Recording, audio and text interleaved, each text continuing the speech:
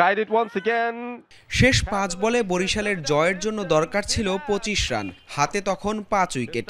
স্ট্রাইকে সালমান হোসেন ইমন, বোলিংয়ে 3 ওভারে 19 রান দিয়ে 1 উইকেট নেয়া পেসার ইরফান হোসেন। শেষ বিকেলে মনে হচ্ছিল তখন বরিশালের জয় অনেকটাই অসম্ভব। Short, pulled, power packed. এরপরে সালমানের নাটকীয় এক ফিনিশিং, পরপর 2 বলে 2 ছক্কায় ম্যাচে এনে দেন রোমাঞ্চ। শেষ 3 বলে দরকার ছিল 13 রানের। চতুর্থ ডেলিভারিতে নো বল আর ছক্কা হজম করে চট্টগ্রামকে ম্যাচ থেকে ছিটকে দেন ইরফান। সালমান ঝরে ম্যাচের সমীকরণ তখন 2 বলে 2।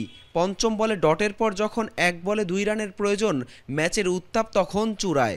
ইরফানের শেষ বলটা ব্যাকওয়ার্ড পয়েন্টের গ্যাপে ঠেলে দিয়ে বাউন্ডারি আদায় করে বরিশালকে শ্বাসরুদ্ধ করে এক জয় এনে দেন Salman. For Borishal, another big run chase successful for them.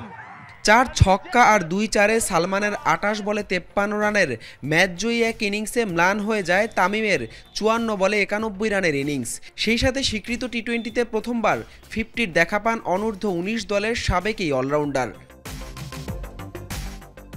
Match সেরা সালমান জানালেন, আলোক স্বল্পতায় সমস্যা হচ্ছিল ব্যাটিংয়ে, তবে নিজের ওপর ছিল পূর্ণ আত্মবিশ্বাস।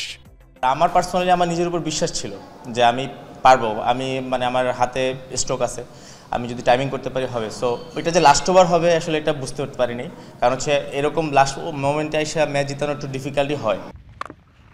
Now gets enough on it. সালমানের ব্যাটে বরিশালের জয়োৎসবের সন্ধ্যায় হার নিয়ে মাঠ ছাড়ে তামিমের চট্টগ্রাম। এই ম্যাচ দিয়েই এবারের এনসিএল টি-20তে ইতি টানতে পারেন এই তারকা ওপেনার।